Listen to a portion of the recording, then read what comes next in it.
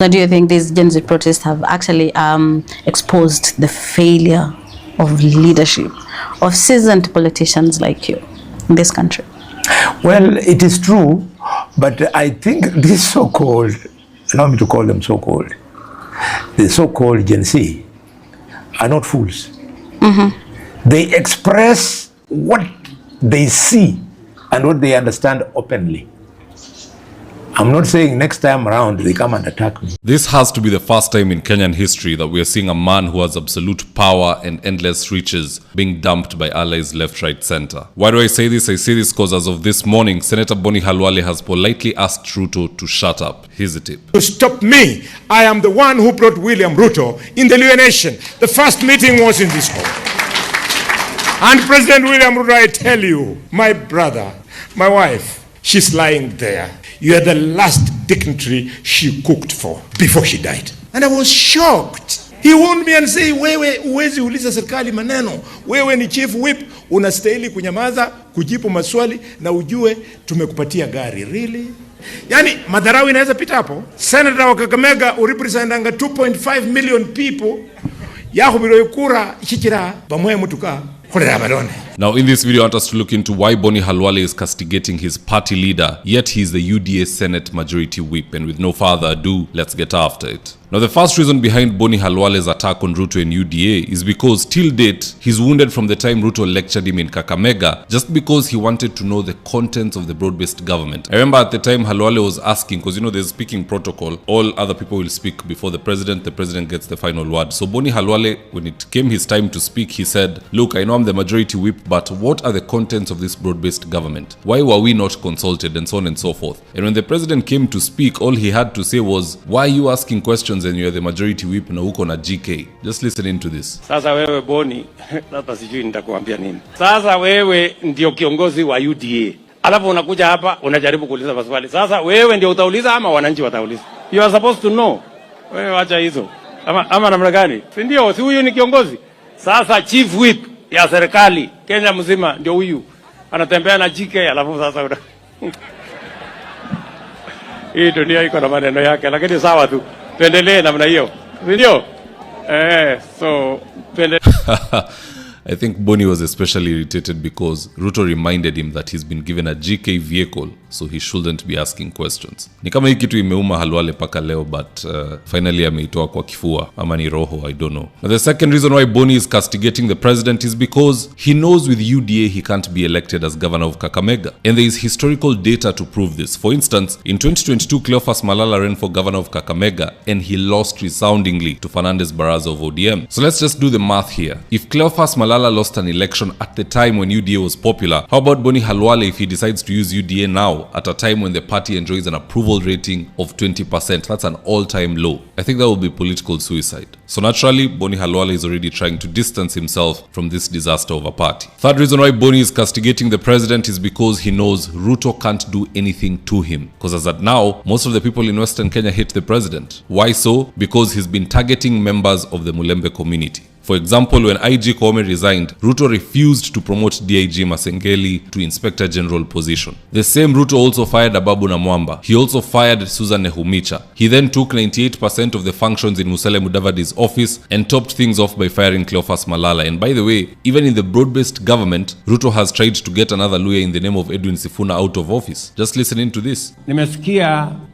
Sifuna anaongea na nguvu. Wakati unaongea mambo yangu Sifuna, ujue mimi ndio mwanzilishi wa ODM. So unaenda polepole kidogo. Yes. Sisi ndio tulianza hii kitu. Ama namna gani? Na unajua ukinisukuma sana nitaitisha mkutano ya founder members ya ODM. Si ndio? Na unajua tukiitisha hiyo mkutano tunaweza kufanyia discipline sisi ambao tulianza chama. Si ndio? So twendeni mosmos. So if Ruto were to touch another Luhya, ajue atabaki na kura ya Atuoli na Wetangula peke yake. So long story short, Khalwale is taking full advantage of Ruto's vulnerability. And make no mistake, this is a win-win situation for Khalwale. Because even if he is fired as the Senate Majority Whip, he goes home with a lump sum of sympathy votes and his approval rating skyrockets through the roof. So hakuna kitu anapoteza. You leave him in office, he continues enjoying the perks of being the Senate Majority Whip. You hound him out of office, he enjoys the perks of sympathy votes and finally no longer being associated associated with UDA, so finally his candidature can get a fresh breath of air. How do you deal with such a person? It's going to be a really long and rough ride for President William Ruto. His salary is 1.4 million shillings. We know this. He contributes in Harambes in excess of 10 million shillings every month. How on earth would you justify One that? could argue he's in business. He's a businessman. He's got other businesses that he's running. You want to make all Kenyans to laugh at that comment? That is an What argument. business would you be running unless you're dealing in drugs? And I have reason to believe that he's a very religious man. He doesn't do drugs. What business would you be doing that would allow you to be siphoning out of the business working capital and throwing it away at 10 millions every week? But Boni Mtetezi, the same argument you're making, yes, that what business would you be doing, because it is vague, we don't know. It's the same argument one could make and say, but possibly there is a business one could be doing. Let me tell you, it is serious. And as a professional in the media, never be guarded when you're dealing with corruption. Corruption is a very bad thing. For every 1 million you hear Deputy President Uhuru has donated, he normally accompanies it with another 1 million from the president. And all that retinue of leaders in the name of MPs and MCAs that you see him with, he usually distributes to them before they come to make their contribution 100,000 shillings each. So if they are 10, that is another 1 million. And sometimes he has 10, 20 of them. And MCAs, they'll be given between 20 and 50,000. So by the time you see 1 million given by the president, there is a million given by the president, and another 2-3 million shared for the other people who have accompanied him, so that it looks like the guy has got clout. So we are talking about, for example, where you see him recorded as spending 10 million, you might have found that in that particular month, he might have spent 10 times 3. So that is 30 million per month. You cannot justify this, and this is corruption. What can you imagine? So when you ask me, what will you do about UDA? So I wonder, if they are treating me like this, will they give me a nomination certificate? If last time, even when I was poised like that, I was having the UDA, they told me, I don't want you to run. You should run. You should let ANC to present a candidate. Mm-hmm. And because I'm a professional, I'm a doctor, I have gone to the president. And I told him, Your Excellency, as I work as the Senator of Kakamega and serving you as your chief whip, I would like you to know that I'm aware you're working with Barasa. Mm. And you do not have to refer anything to me to work with him because he's the governor of Kakamega. However, know that in 2027, I'll oppose him. And I would like to run on your party, UDA. Then the president was non-committal. Mm-hmm. Then we came here for a rally in Kakamega. And in broad daylight, when I was standing there, and Barasa was there, and Oparanya was there, and the media was there, and the people of Kakamega were there, he told the people that he will support Governor Barasa now and for re-election. You think I'm a dog?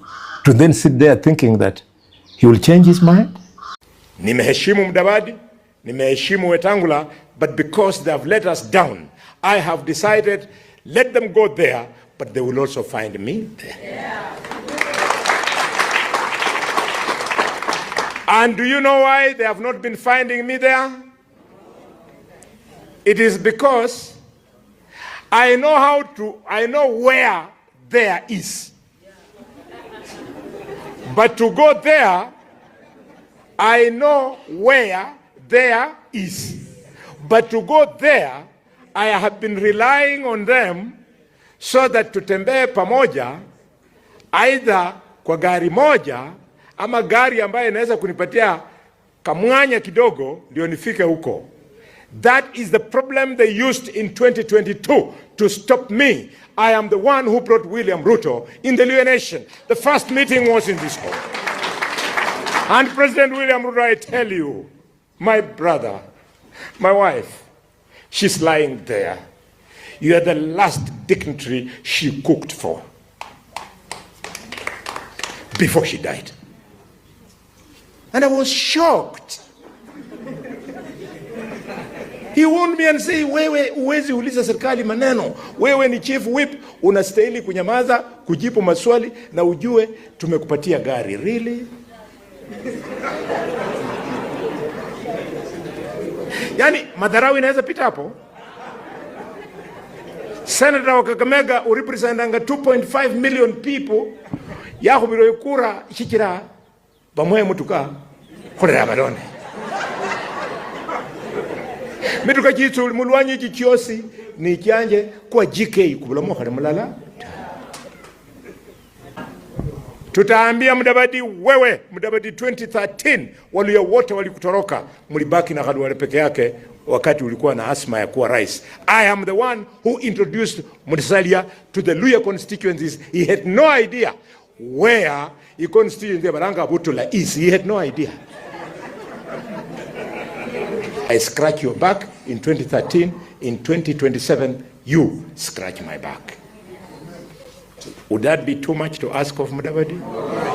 I'll tell Wetangula. Oparanya alikuambia uwezi kanyaka Kakamega in 2015. Wewe ulikuwa unataka kuambia Waluhya Muliro Garden kwamba you want to be president. Oparanya ni ambakana. Nisi mukana basaza balangwe Kolomani Express. Nikarudisha Wetangula katsendeti. Wetangula, whether you hate me or you don't, I made you senator and you recovered your career. I did, and it was not me. Let me tell you the secret. It's because na hatuka wenao senjira kumabeka ka Michael kijana wa Malwa. So I will tell him, I'm not asking for too much. Khonyambe, Governor of Kakamega. Would that be too much? Even when they hold meetings, I'm a member of the National Executive Council of UDA. But when they call those meetings, they don't even bother to call me. What is your stand on the recent order? Shoot to kill by Murkomen and shoot on the leg by the president? The government should hear it loud and clear.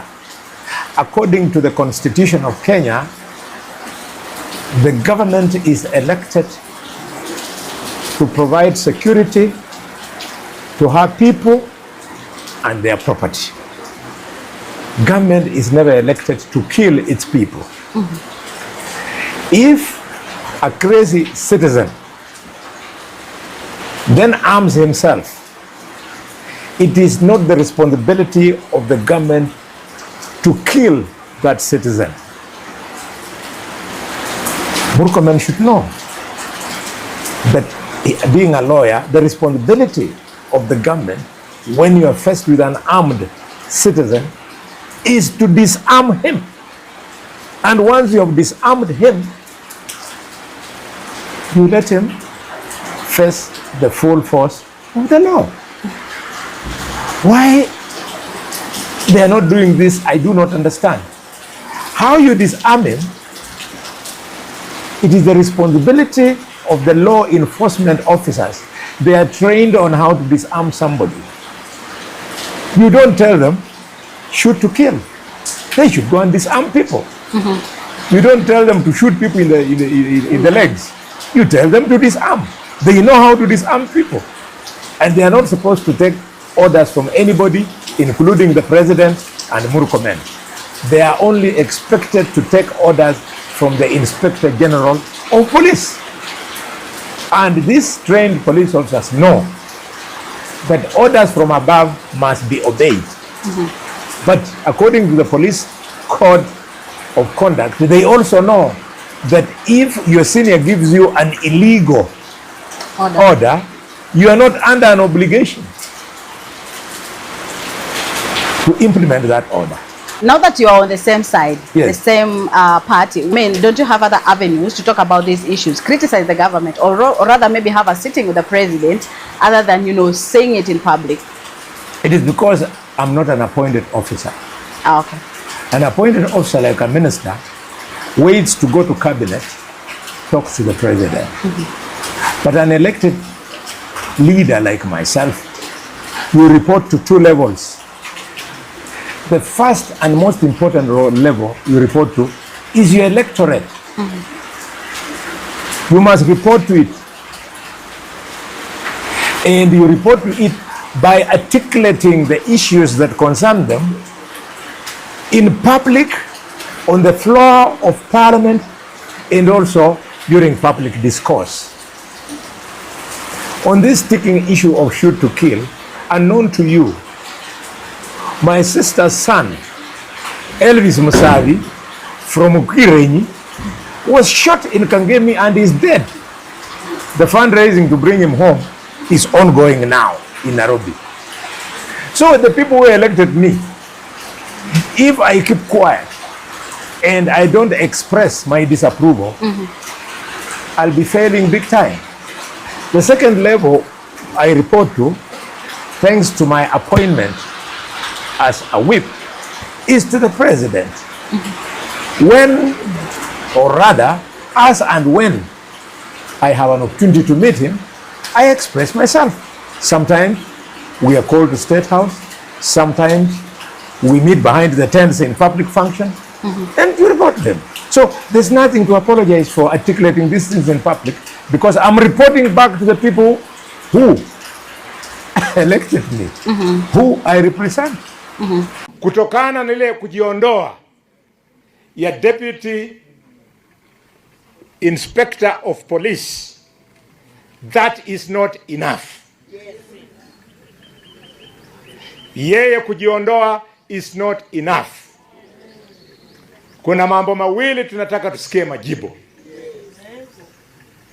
Kitu ya kwanza ni kwa nini huyu DIG alisikia uchungu mpaka kaua mwalimu. Wanasema alisikia uchungu kwa sababu mwalimu alikuwa ameweka maandishi kwa mtandao. Mr. President, speaking as your senator, I want that DIG Lagat awe arrested today, ndio aambie wa Kenya ni ukweli ama ni uongo yale yenye mwalimu alikuwa ameandika ikamfanya akamuua. Mwalimu alikuwa ameandika kwamba huyu DIG alikuwa amekusanya pesa, anakusanya kupitia kwa ma police officers, nendeni mtoe huko, mtoe huku, mtoe huko, akafikisha shilingi milioni 364, 364 million, akaenda Dubai akanunua nyumba huko ya kifahari. Kijana alikuwa ameandika. Tunataka hiyo nyumba DIG ukishitakiwa iuzwe, hiyo pesa irudishiwe wa Kenya, sio pesa yako. That we demand. Workers of the county government are not paid. I'll pay salaries as a priority, because when the workers in this town have salary, they start spending in the supermarkets and the economy becomes vibrant. They buy beer here. They sleep with the sex workers. The sex workers have money. That's how you do it. If you go to Vihiga today, there's a small little market here, the size of Marinya, called Chabakari. It works up to 1 a.m. in the morning. Mheshimiwa, if we are talking about misappropriation of funds in the county, we've not seen EACC coming here. We saw Natembeya. Let me tell you. Had a date with the EACC. Let me tell you. But as a hazard, Natembeya was taken to the EACC not because of theft, but he wanted to be totalist. Yes. So is it like at the courts when Natembeya was taken, I refused to go there, much as he is my younger brother, because I did not want to be got in conflict of interest. Because I sit in the Senate knowing very well that a corrupt governor will be brought before the Senate for us to preside over his impeachment. So he said, this guy, because he's been caught stealing, if I go there, it will be a conflict of sorts. So I refused to go. The following day, I was waiting for headlines of what Natembeya had stolen. And what did they say? The guy could not account for 1.2 million shillings, which the governor said was his interest. Really? And you arrest him with all the fanfare that you saw? So that was political intimidation of the governor. The governor of Kiambu, Governor Matangi. Again, political intimidation. Governor Matangi is one of the performing governors. But because he doesn't give corrupt people in the high echelons of power an opportunity to partake of the money of Kiambu and the money of Trans Nzoia, that's why they're being intimidated. But counties like Kakamega, where people from the high officers come here and collect money at the end of the month, they will not be arrested. Who doesn't know that people eat the county government money with Barasa, people from Nairobi? On a good day, I'll give you the names of those people. It's not a laughing matter. Money meant to build nursery schools in Kakamega. People come from Nairobi and they eat with Barasa. And you want the bullfighter of Marinya to keep quiet. Because you are saying it will be a sign of bad manners to the government. I believe President William Ruto would like all nursery schools in Kenya to be built. I believe President Ruto and I believe would want our hospitals to work. This is why you see him fighting with Shah Chief what? Because he wants universal health care. So if a useless governor like Barasa is doing these things and I take him on, I'm doing Ruto's work. So who is intimidating And if I'm not doing Ruto's work, then I'm doing God's work. Who is intimidating these governors, as you say? It's politically instigated. I said politically instigated, but of course it has to be coming from someone else. It is. There's no point of me coming here for this presser, for name calling. No. I want to speak on facts.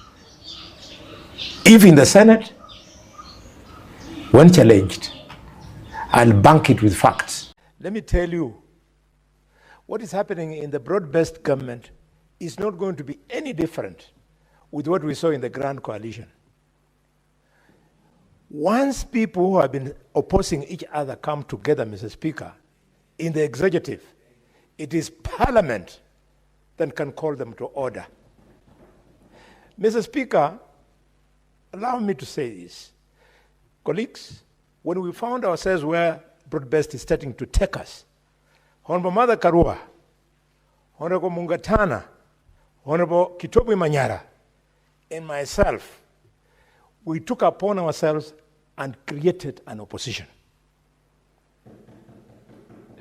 Something must be done. This is arrogance of the highest level. Did you hear yesterday, my brother from Kitui, the day before, the minister saying, whereas in the last budget, the Jaramogi Hospital could only access 300 million from Professor Nyong, now that he is Minister for Finance, in this budget, the hospital will be given 3 billion shillings. Is that what we want to allow as the working of the Constitution? We must say no, so that we protect smaller communities, unlucky communities that do not have a minister. The minister of the national government at the Treasury is not the minister for any community, leave alone the Luo community. He must serve us equally. Youthman chukua kura. Lazima. Na usiogope kupiga kura. Juu after tumepiga kura tunazichunga mpaka ngware. Tunawasaidia kuzihesabu. Mpaka rena ngware. Hakuna wizi wa kura. Youthman chukua kura. Wanatugeuza IEBC. Na upige kura Youthman. Correction.